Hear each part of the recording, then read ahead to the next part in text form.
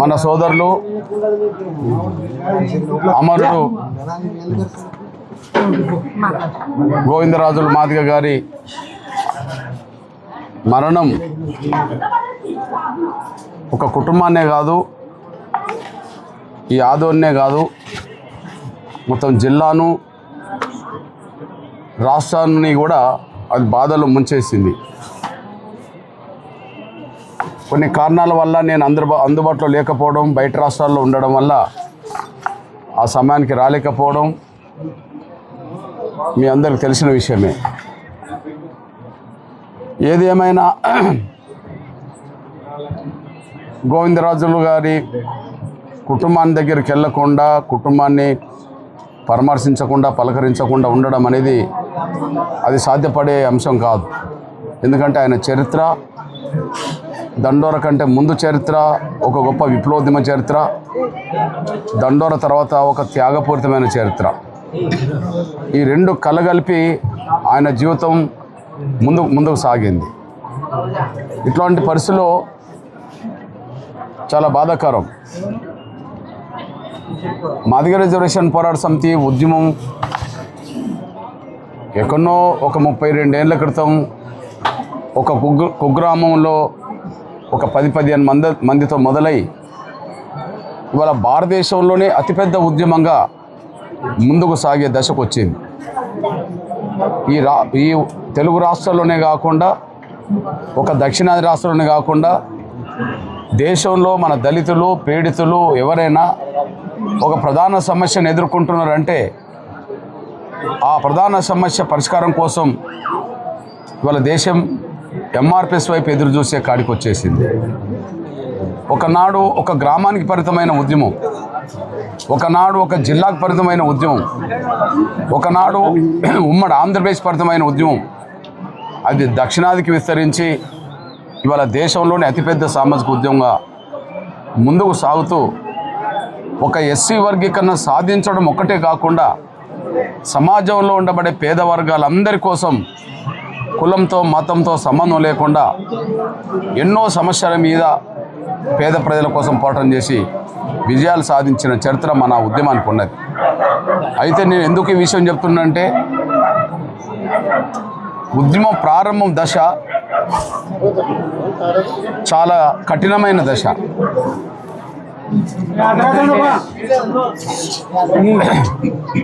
ఉద్యమం ప్రారంభ దశ చాలా కఠినమైన దశ. ఉద్యమం మధ్య దశ త్యాగాల దశ. ఉద్యమం చివరి ఘట్టం గౌరవ దశ. ఈ విషయం మీరు ముందు అర్థం చేసుకోవాలి. గోవిందరాజు గారి ఉద్యమ దశ ప్రారంభ దశ, మధ్య దశ. అంటే మాదిగని చెప్పుకోవడానికి సిగ్గుపడుతూ బాధపడుతున్న రోజుల్లో మాదిగ దండర ఉద్యమం మొదలైనప్పుడు ధైర్యం గల, కమిట్మెంట్ గల మాదిగలు మాత్రమే ఆనాడు ముందుకు సాగారు. ఎందుకంటే కులం చెప్పుకుంటే ఎక్కడ సమాజం మనల్ని చిన్నచూపు చూస్తుందో, ఎక్కడ మనల్ని అవమానిస్తారో, మనం ఎందుకు కులం చెప్పుకోవాలని చెప్పి కులాన్ని దాచుకున్న రోజుల్లో కులం పేరు చెప్పుకొని ఉద్యమం చేయాల్సి వచ్చింది.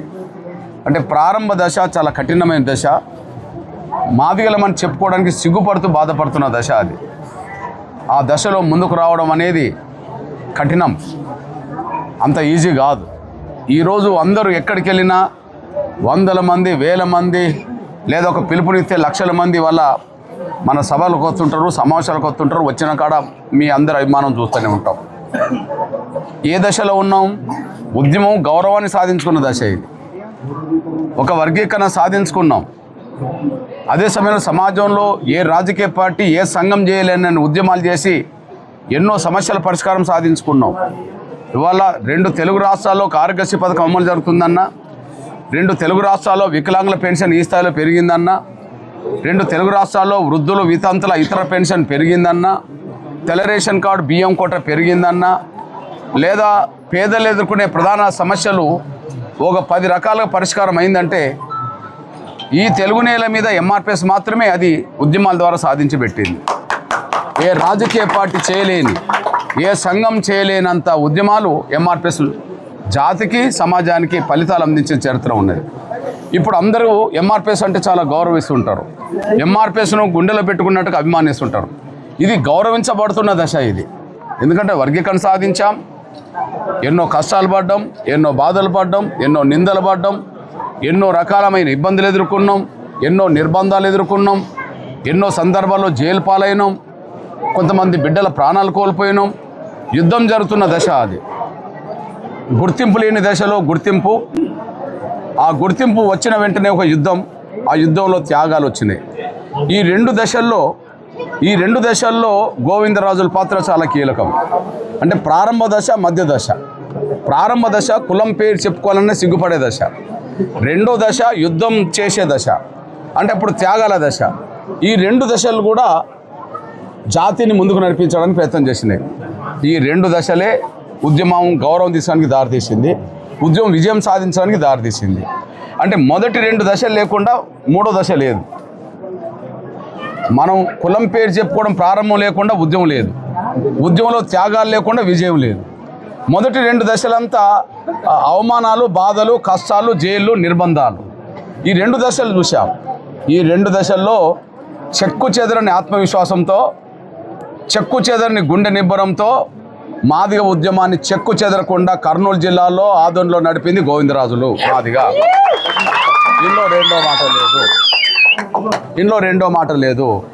నిజమే, మొత్తం ఉమ్మడి ఆంధ్రప్రదేశ్లో తిరుగుతున్నప్పుడు, తెలుగు నేల మీద తిరుగుతున్నప్పుడు, ఉమ్మడి ఆంధ్రప్రదేశ్లో తెలుగు నేల మీద తిరుగుతున్నప్పుడు ప్రారంభ దశలో, రెండో దశలో రాష్ట్ర కమిటీలో ప్రధాన పాత్ర పోషించి, ఈ గడ్డ మీద నుంచి రాష్ట్ర కమిటీలో ప్రధాన పాత్ర పోషించి ఉద్యమాన్ని ఉమ్మడి ఆంధ్రప్రదేశ్లో ముందుకు నడిపించడంలో గోవిందరాజుల మాదిగ పాత్ర అతి కీలకమైందనే విషయం మీ దృష్టికి నేను తీసుకొస్తున్నాను.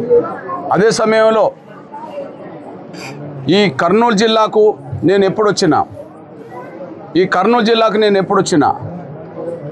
నాకు దగ్గర అతి సన్నిహితంగా ఉండేవాడు, నన్ను ఆనుకొని ఉండేవాడు, నన్ను అనుసరించి ఉండేవాడు, నా ఆలోచనను పసిగట్టి దానికి అనుగుణంగా నడిపే వాళ్ళలో గోవిందరాజులు ప్రధాన పాత్ర పోషించారు. అందుకనే కర్నూలు జిల్లాకి ఎప్పుడొచ్చినా నేను పిలిచి 4-5 గోవిందరాజుల మాదిగా ఉంటాడు. ఇక ఆదోని అంటవా, ఆదోనికి దండోరకే గుండెకాయ గోవిందరాజుల మాది. రెండు మాటలు. ఓకే, దండోర అంటే ఆదోని, ఆదోని అంటే దండోర, అంటే దండోర ఆదోని కలిపితేనే మళ్ళీ గోవిందరాజుల మాదిగా అవుతాడు. ఆ స్థాయిలో ఒక గుర్తింపును, గౌరవాన్ని తీసుకురావడంలో ఆయన పాత్ర. నేను మళ్ళీ చెప్తున్నా, ఉద్యమంలో 3 దశలు. మొదటి 2 దశలు లేకుండా మూడో దశ లేదు. మొదటి దశ అవమానాలు పడుతున్న దశ, రెండో దశ యుద్ధంలో త్యాగాలు చేస్తున్న దశ. ఈ అవమానాలను ఎదుర్కొని త్యాగాలు చేశాం కాబట్టి విజయం సాధించాము. ఇప్పుడు గౌరవించబడుతున్న దశ. ఇప్పుడు నా తమ్ములైన మీరు, చిన్న బిడ్డలైన మీరు, వాళ్ళ నేను వచ్చిన వెంటనే మీరు కేరింతలు కొట్టారు, మీరు ఎంతో గౌరవించారు, మీరు ఎంతో స్వాగతించారు. అంటే అర్థమైంది, మన ఉద్యమం విజయం సాధించిందనే గౌరవం దక్కడం కదా. ఈ గౌరవం దక్కడానికి కారణం ఏంటంటే అంటే మొదటి 2వ దశలో పోరాటం చేసిన గోవిందరాజులు లాంటి వాళ్ళ పాత్ర అతి కీలకం. నిజంగా చెప్పాలంటే ఉమ్మడి ఆంధ్రప్రదేశ్లో బాగా నిర్బంధం ఎదుర్కొని ఏదైనా మిలిటెంట్ పోరాటాలు చేసి కేసులు పడి జైలుకి వెళ్ళిన ప్రాంతాల్లో, మళ్ళా చెప్తున్నా గుర్తుంచుకోండి, ఉమ్మడి ఆంధ్రప్రదేశ్లో ఉద్యమాన్ని ముందుకు తీసుకెళ్తున్న దశలో మిలిటెంట్ ఉద్యమాలు కూడా కొన్ని సందర్భాలు అవసరమైనవి. అంటే మిలిటెంట్ పిలుపులు కూడా ఇచ్చాం. ఆ మిలిటెంట్ పిలుపులను 100% జయప్రదం చేసి ఒకే ప్రాంతం నుంచి 10ల సంఖ్యలో జైలుకి వెళ్ళింది కూడా ఈ ఆదోని ప్రాంతం నుంచే. అది కూడా గోవిందరాజు గారి మాదిగ గారి నాయకత్వంలోనే ఎంతోమంది సోదరులు, పెద్దలందరూ కలిసి నిర్బంధాన్ని ఎదుర్కొన్నారు, జైలు పాలయ్యారు. వాళ్ళలో నేను బాధ చూస్తలేను కానీ, అన్న మేము ఆనాడు జైలుకి వెళ్ళిన వాళ్ళమే ఇవాళ విజయం సాధించామని చెప్పినట్టుగా వాళ్ళ కళ్ళల్లో, వాళ్ళ ముఖంలో కనిపిస్తున్నారు. అంటే ఒక స్వాతంత్ర పోరాటంలో స్వాతంత్రం సాధించినప్పుడు స్వాతంత్ర పోరాటంలో పాల్గొన్న వాళ్ళకి ఎంత గర్వం ఉంటుందో, ఇవాళ ఎంఆర్పిఎస్లో పనిచేసిన ప్రతి నాయకుడికి, ఎంఆర్పిఎస్లో నిర్బంధం ఎదుర్కొని జైలు పాలైన ప్రతి నాయకుడికి కూడా ఇవాళ గర్వకారణంగా ఉన్నదనే విషయం స్పష్టంగా రుజువు అవుతున్నది. వాళ్ళ కళ్ళలో కనిపిస్తుంది, వాళ్ళ ముఖంలో కనిపిస్తుంది, వాళ్ళ మాటల్లో కనిపిస్తుంది. అంటే మన జాతిని గెలిపించుకున్న మనిషి కూడా మీరు మర్చిపోవద్దు. ఈ విషయంలో అనుకున్న టైంకి నేను రాలేకపోయినా ఇప్పుడు వచ్చిన ఏదేమైనా ఆయన త్యాగాన్ని మరొకసారి నెమరేసుకోవడానికి ఈ చుట్టుపక్కల ప్రజల హృదయాల్లో ఆయన స్థానాన్ని మరింత పదిలం చేయడానికి ఖచ్చితంగా మీరందరూ ఒక తేదీ నిర్ణయిస్తే అది నెల 2 నెలల మధ్యలోనే అతి గొప్ప స్థాయిలో గోవిందరాజుల మాదిగ గారి సంవత్సర సభ మనం పెట్టుకుందామనేసి కూడా మీరు మర్చిపోదు. ఆ తేదీని ఎప్పుడు తేదీ బాగుంటుంది అనే విషయంలో ఈ మధ్యకాలంలో రాష్ట్ర అధ్యక్షుడు ఇక్కడనే ఉంటాడు, జాతీయ అధ్యక్షుని కూడా నేను ఇక్కడికి పంపుతాను, అదే సమయం ఉమ్మడి జిల్లా నాయకత్వం కూడా పంపుతాను. కనుక మీరు అందరూ కూర్చొని ఒక సరి అయిన తేదీ డిక్లేర్ చేయాల్సిందిగా నేను సవినంగా కోరుకుంటున్నా. ఆయనను ప్రజల హృదయాల్లో మరింత పదిలం చేయడం కోసం, ప్రజల హృదయాల్లో, రాబోయే తరాల హృదయాల్లో ఆయన స్థానాన్ని పదిలం చేయడం కోసం ఆయన సంసార సభ అనేది అనివార్యం అనేసి కూడా మీరు మర్చిపోద్దని గుర్తు చేస్తూ, ఆ సంసార సభ కూడా నేను వస్తాను కనుక దాన్ని జయప్రదం చేయడానికి ఇప్పటి నుంచే మీరు కష్టపడండి. తేదీ నిర్ణయం తీసుకోవడానికి మనం ప్రయత్నం చేద్దాం. ఇకపోతే